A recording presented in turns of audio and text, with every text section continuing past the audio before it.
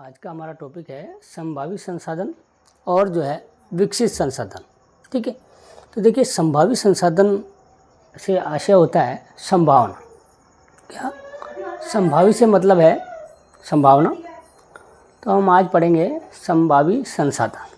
ठीक है, तो देखिए वे संसाधन जो किसी प्रदेश में विद्यमान होते हैं, क्या वे संसाधन जो किसी प्रदेश में विद्यमान होते हैं, ठीक है, लेकिन इनका उपयोग नहीं किया गया हो, क्या इनका उपयोग नहीं किया गया हो, तो वो जो संसाधन हैं, क्या ऐसे संसाधन जो किसी प्रदेश में विद्यमान हो परंतु इनका उपयोग नहीं किया गया हो, ठीक है, उनका उपयोग नहीं किया गया हो, तो वे संसाधन क्या कहलाते हैं भाई, जो है संभावी संसाधन। ठीक है, जैसे भारत के पश्चिमी भाग, क्या जैसे भारत के पश्चिमी भाग विशेषकर राजस्थान में, ठीक है, राजस्थान जो है और गुजरात, वहाँ जो है पवन और सौर ऊर्जा संसाधनों की, क्या पवन और सौर ऊर्जा संसाधनों की अपार संभावनाएं हैं।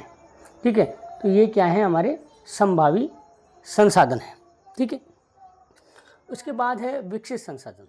देखिए तो विकसित संसाधन क्या है, वे संसाधन जिनका सर्वेक्षण किया जा चुका है, वे संसाधन जिनका सर्वेक्षण किया जा चुका है और जो है उनकी गुणवत्ता और मात्रा निर्धारित हो चुकी है, उनकी गुणवत्ता और मात्रा निर्धारित हो चुकी है। ठीक है, वो विकसित संसाधन कहलाते हैं। क्या कहलाते हैं भैया, विकसित संसाधन कहलाते हैं। ठीक है, संसाधनों का विकास जो होता है ना, प्रौद्योगिकी और उनकी संभाव्यता के स्तर पर, क्या प्रौद्योगिकी जो टेक्नोलॉजी होती है और जो है उनकी संभाव्यता के स्तर पर निर्भर करता है। तो उनकी संभाव्यता, क्या संभाव्यता और जो है प्रौद्योगिकी, तो प्रौद्योगिकी और उनकी संभाव्यता पर ये निर्भर करता है संसाधनों का विकास। उसके बाद आता है भंडार। ठीक है, तो भंडार क्या है, देखो संसाधनों में भंडार से क्या अभिप्राय है। देखो पर्यावरण में उपलब्ध वे पदार्थ, क्या पर्यावरण में उपलब्ध वे पदार्थ जो मानव की आवश्यकताओं की पूर्ति कर सकते हैं, क्या कर सकते हैं, मानव की आवश्यकताओं की पूर्ति कर सकते हैं। ठीक है, और जो है क्या कर सकते हैं, पर्यावरण में उपलब्ध वे पदार्थ, क्या पर्यावरण में उपलब्ध वे पदार्थ जो मानव की आवश्यकताओं की पूर्ति कर सकते हैं, क्या कर सकते हैं, मानव की आवश्यकताओं की पूर्ति कर सकते हैं, परंतु जो है प्रौद्योगिकी यानी टेक्नोलॉजी के अभाव में उसकी पहुंच से बाहर है।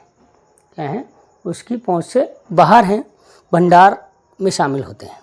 इसमें शामिल होते हैं, वो भंडार में शामिल होते हैं। ठीक है, अब जैसे जो है जल, दो गैसों, जो जल है दो गैसों हाइड्रोजन और जो है ऑक्सीजन का यौगिक है। इसका हाइड्रोजन और ऑक्सीजन का यौगिक है। हाइड्रोजन जो है ऊर्जा का मुख्य स्रोत जो है बन सकता है, क्या हाइड्रोजन जो है ऊर्जा का मुख्य स्रोत बन सकता है। ठीक है, तो इस उद्देश्य से इसका प्रयोग करने के लिए, क्या इस उद्देश्य से इसका प्रयोग करने के लिए हमारे पास उन्नत तकनीकी ज्ञान नहीं है। क्या नहीं है, उन्नत तकनीकी ज्ञान नहीं है कि ये कैसे किया जा सकता है।